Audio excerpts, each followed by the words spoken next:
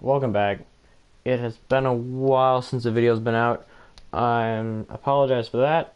So I started my summer work this not last week but the week before. We just started like last day on Friday and then worked all last week, and this is the second full week of work. And it's 40 hours. I start at 6, go to 2:30, 5 days a week, etc., etc. Do my thing. So obviously I have to go to bed a lot earlier than I used to, and I just have a lot less time in general. But the other big thing is I also am taking a summer class this year. So that started last week. Yep, exactly a week ago, and it ends not next Friday. Yeah, so the Friday after this one it ends. So it's a legit class, and you got to wrap 3 credits into it. So, long story short, it is a lot of work for these couple weeks. So I've been pretty jammed up. That's why you haven't seen many uploads. Plus, it actually works out well with like the downtime of Overwatch League right now. So, like I said, I have a lot of stuff planned. Hopefully I get my recording stuff back soon, because then I'll be able to put a lot of this stuff into fruition. I have a couple of exciting things. But for now, we're going to be still focusing on Overwatch League. I'm going to talk about playoffs, like format and stuff like that. I'm not going to go into predictions yet. I'm just going to talk about like the maps and the format and everything like that, and what I think about it. So I just wanted to do a video. I'm pretty freaking tired. Had a long day, so if I seem like jittery or weird a little bit, that is why. I'll probably be going to bed very shortly after this is over. So yeah, we're gonna hop right in, and as you can see, they haven't, for the schedule, they have not updated it yet. But anyway, so we know our 6 teams. We know that New York Excelsior is number 1, Los Angeles Valiant number 2. They are both getting a first round bye. And then after the first round is over, New York will play the lower seed no matter who it is, whether it's number 6, number 5, or number 4. And then the Valiant will play higher seed, whether it's the 3, the 4, or the 5. So, depending on how the matchups go. So, don't have to talk about them too much. And then obviously we have our 3 versus 6 matchup, which is the Boston Uprising taking on the Philadelphia Fusion, and then the 4 seed Los Angeles Gladiators taking on the 5 seed London Spitfire. So, like I said, we're not going to talk about the matchups themselves. We're not going to do our predictions. I think that doing the predictions for them is going to be so freaking hard, because the first thing to know about the playoffs is new patch. There is a new patch out. So we might see some shifts in comp. New Hanzo's out. A lot of people, New Hanzo, if you don't know, is dominating the, in Season 10, I should say. Season 10 wraps up tomorrow. He has dominated playtime for DPS heroes. It's basically him. There's a lot of Widow still. There's a lot of Junkrat, stuff like that. But if you look at like the top 50 players, a lot of the DPS players ranked up there are going to be Hanzo players. So will we see a lot more Hanzo play? I mean, we actually saw a decent amount of him when teams were running the double snipers for stage 4. So he's even better now. So are we going to see more Hanzo? It's entirely possible. It's so interesting to me that they put a new patch out, just like for the playoffs essentially. So we shall see how that goes. That's why it's super hard to predict. I mean, how can you predict when you haven't seen either of these teams play on the patch? There aren't any other like major changes, so maybe we'll just see the same comps being played, but that is one thing to consider. So the quarterfinals, the matchups between 3-6 and 4-5, they start on July 11th, and then they're on the 11th, the 13th, and the 14th. The teams play more matches, obviously, because it's the playoffs, so you don't want to just have one set best first to 3. That's not the most accurate like barometer, I guess, for which team is better. So what are the maps? That's the next thing. Talk about the patch a little bit, what the matchups are. The other important thing is the patch. Or not the patch, the maps. We just talked about the patch. The one last thing to talk about for the patch is that Symmetra, new Symmetra, will not be available to be played because, I mean, Hanzo got reworked, but Symmetra got like reworked like big. So he will not be there. Lucio's small changes will be available. That's not going to be a big deal. And like I said, Hanzo. So those are the last things to note about that. So the maps, they basically like picked them. They did kind of like a lottery style. So for the playoffs, remember, because it's instead of it being 4 matches, it's best of 5. So if a team goes up 3-0, they don't have to play the 4th match. And so that if it goes 2-2, then obviously you need a tiebreak. So with that, there are 5 maps and then the tiebreaker instead of 4 maps and the tiebreaker. That's a very important thing to remember. So, and this also is an advantage for some teams and a disadvantage for others. So for escorts, there's Dorado, which we saw in Stage 4, and then Junkertown, which we most recently saw in Stage 3? It was in 1, and then I think it was in 3 as well. Yeah, because 4 was watch point. It had to be 3. So, we're going to see these. They've been playing on decently recently, so those, I don't see the playstyle change like too drastically. It'll be interesting to see what they do for Junkertown, though, because teams did run double sniper on that, even when double sniper wasn't a thing, and now double sniper is a lot more prominent, so we might see that a bit more in action. For Control, it's Oasis, which we've seen a lot because it was a tiebreaker in Stage 3, and it seemed like every match that stage went to 5. So it's back to Oasis, lots of Pharah there. Tanks on University, you got like that more tanky combo with the Junkrat / Pharah, and then the other ones, it's a bit more varied. I'm starting to see Rissa on those. So I don't mind Oasis. I don't love playing on it too much, but you get to see some pretty decent stuff, like comp-wise. Teams that have better Pharaohs will have an advantage here, so looking at probably the LA teams, when you got Hydration and when you got Agilities, they're both insane on the Pharah. Next, it is Hybrids. So, Hybrids is interesting. We have another returner from Stage 4 in King's Row, so I'm excited for that. Really, I love King's Row. And then Eichenwald is the other one. And I feel like we haven't seen Eichenwald since... Was Stage 1 the last time we saw it? I think it was. We have not seen Eichenwald in a while. So, teams are going to have to adjust on that one. They're probably going to put a lot of time into strategizing for that map in particular because they're not really going to have their set strategies for it. And those are the hybrids. I'm excited for those. I always like the hybrid maps. I think, honestly, they might be like they're not my favorite game type in the game, but they're probably the best. Just like the way that they're put together and just the way that they play is probably the best. Escorts can be really annoying and frustrating, especially if you're defending and you start getting rolled. 2 CPs just suck. And Control is nice, but it's a bit simple. So, anyway, to the assault maps. 2 CP.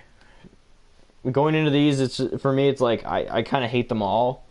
But I think that honestly, these 2 are like the best that I could hope for. Or at least the first one. Volskaya Industries is back. Volskaya was in Stage 3. It was not in Stage 4. So we're going to see the return of Volskaya. I think it was in Stage 2 as well. It was 2 and 3, if I remember correctly. And then Hanamura is making its return once again. So we have Volskaya, a map that teams can generally get some good attacks on there. And then you got Hanamura, which sometimes you see teams bang their heads for 5 or 6 minutes. But this is just the playoff teams, so we should be seeing close matches, hopefully either way. And then the tiebreaker, with the best of 5 format, it's a little less likely that a tiebreaker will occur, but it can still happen, like if they go 2-2 and then they tie on the assault map. Then there you go. You're going to tiebreaker, and it is Nepal. So, like I said, the order is you play Escort first, then you play Control, then you play Hybrid, then it's Assault, then you play Escort again, and then if you do happen to tie in a match and split the other two, and it's 2-2, then you will play on Control, which would be, like I just said, Nepal. So this format is the same format that they used for the stage playoffs, and I don't like the format, but that's because Escort is my team, the Gladiators. It's their weakest game mode, easily. You saw it all season. Their win percentage was consistently lower on that. They just struggled to attack on those. They struggled to find their footing. Oftentimes when they'd lose the first point, they would often get rolled onto second point before then finally mounting a defense. So for me, it's unfortunate. For the Gladiators as a team, it's unfortunate. They're going to have to really try to work some magic and come up with something special for the Escort maps, because what they have done, I mean, the whole season has not worked. So that's going to be interesting to see. So the teams that are better at Escorts, I'd say probably New York's good at everything. I mean, they don't really have like a one that they're like way better at. Boston is definitely best at Assault, the 2CP maps. Honestly, probably like Valiant and or Philly are going to have the biggest advantage when we talk about that, because Escort have generally gone well for them. They can snowball pretty easily. So we will see how that develops. But for the most part, I don't think the map pool is huge for one team, like good or bad. For Boston, I'm sure was very happy to see Volskaya back, because they are extremely good at that map. I think they've never lost on it, I want to say. Yeah, because in the Stage 3 playoffs, they tied New York on it. But otherwise, they're like 9-0 or 10-0. So they've been extremely good on that map. And that's going to bode well for them. Although I think that they're still going to be in trouble against Philly. But that's for another video. On to the map picks. So, I just listed off all the options and the order for the maps. But how are they going to decide which map gets played? Will it be Dorado or will it be Junkertown? So this is how it's going to work. For the first two matches, it's going to be pre-assigned. And the higher seed will defend first when it's applicable, so for anything except Control. But if one team wins the first match, so if they win, say, 3-1, and then the other team comes back and they win 3-0, they're going to a tiebreaker. For match 3, for Escort, which will be the first one, of course, the higher seed gets to pick the map. They get to choose their best Escort map to go at it, and then the loser will get to pick their side. So they'll get to pick whether they attack first or defend first. And then for Control, the losing team picks the map. And that is how it goes throughout. So the losing team for Escort picks Control. Then the losing team for Control picks Hybrid. If necessary, the losing team picks Assault. And if necessary, the losing team picks Escort. So the loser gets to pick the map. So it's gonna, I think that all that does is really increases the likelihood of like the teams flip back and forth, like one team wins, then the other team wins, then the other team wins, etc., which makes it closer. So I like that format. And of course, the winning team picks their side. They get to pick whether they start or end, or if they attack or defend first. So I like that format. I think that's good, but remember, that only occurs if there's a third match, because the teams play best of 5 matches, and first to win 2 matches wins. That makes sense? So if I'm going to do teams that aren't even in the playoffs. If the Florida Mayhem are in the playoffs and they're playing the Houston Outlaws, and Houston wins 3-0 and then 3-1, then it's over. They don't go to 3. But if like Florida wins 3-0 and then Houston wins 3-2, then they will go to a match 3, and that's when the teams will pick the maps. Otherwise, they will be pre-assigned. So I think that's a nice little, they call it like a fun little wrinkle on the site. I agree with that. I think that that's a good way to kind of spice it up a little bit. So that's how the map picks will work. In terms of the schedule itself, This might be honestly the last thing that I do with this. It is, like I said, the first team to win 2 best-of-5 matches. They will advance and then go on to play in the semifinals. The schedule itself. So I said they start on the 11th. That is a Wednesday. That's 2 Wednesdays from this one. Man, that's so far away. I just want it to start already. But I guess it's good. It starts when my class is over, so I can focus on that. But anyway, so both teams will play, or both matchups will play on Wednesday. And let's see, it's going to go, the order will be on Wednesday, July 11th at 5 p.m. Pacific Standard Time. So that'll be 7 p.m. Central, 6 Eastern. Or wait, 8 Eastern. Yeah, it's 8 Eastern. 8 Eastern Time, 7 Central Time, 5 Pacific. It's going to be Boston versus Philadelphia. They are first. And then immediately following their match, Gladiators and Spitfire will play. And then on Friday, Uprising and Fusion will finish their series. So if they need 2 matches, they'll play 2 more matches. If they only need 1, they will play 1. And then on Saturday, Spitfire and Gladiators will finish their matchup. And 2 teams will then be eliminated and we'll be down to 4. And then they don't say what they're doing. I don't think they know yet for the semifinals. Yeah, no, the semifinals work the exact same way. So they'll start on July the 18th, and then they'll finish on the 20th, and then the other series will finish on the 21st. And then the grand finals will be a whole week after that. They'll be July 27th and 28th, which would be a Saturday, Sunday. Obviously, they're going to want to do Saturday, Sunday, so the most people can watch. Or no, it's going to be Friday, Saturday. Sorry. Friday night and then Saturday, which makes sense. And yeah, they'll decide it in the grand finals. It'll work the exact same way as the others. They got to win 2 best-of-5 matches. So I like this format. Maybe I would say for the grand finals, you make it a little longer. But if you drag it on to best of 7, maybe it just gets to be long and tedious. But I think you do want to have a good sample size to really determine who the best team really is. So overall, I really like this playoffs. Hopefully it goes over well. They're going to be played in the Barclays Center. Or at least the grand finals will be. So that's going to be really cool. In Brooklyn, of course.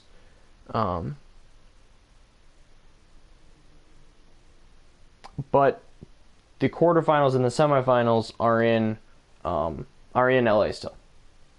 Just so you guys know. So they're still in. Oh man, wouldn't that be awesome if Gladiators and Valiant got one more? They like say Gladiators win and then the Fusion would have to win. Then Gladiators would play the Gladiators would play the Valiant and the Fusion would play the Excel. So it would be like potentially the very last match that gets played. The very last match that gets played in the center this season could potentially be between the 2 LA teams. That would be nuts.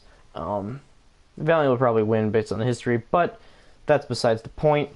So I hope that gives you a better sense of like what the playoffs are going to be, what to expect going in. I'd say it's a little confusing, but it's not too bad. Hopefully I did a good job explaining to you guys. I hope you guys are excited for it. And probably they start on the 11th, so I'll probably in a week or maybe 2. At the very latest, it'll probably be like the Monday before the matches start, so probably like the 9th at latest, if not like next week on the 2nd. I'll do my predictions, and I'll probably do like each matchup as a separate video. So I'll do a video about Philly versus Boston, and then I will do a video about LA and London. And if I have my Elgato and whatnot back and I figure out how to set it up properly, I will also be like showing clips demonstrating why why I think this team has an advantage here, or all that kind of stuff, explaining plays and what players will be the keys in each matchup, and a bunch of fun stuff like that. So hopefully you guys are excited for that. I guess I say stay patient with the uploads. There's not going to be many. So just realize that it is a very busy time for me right now. So hope you guys stick around. I hope you guys are excited for Overwatch League. It's the playoffs. This is it. This is what they played all 40 matches for. And I hope you guys have a great couple days, or even week if I don't see you until then. Later.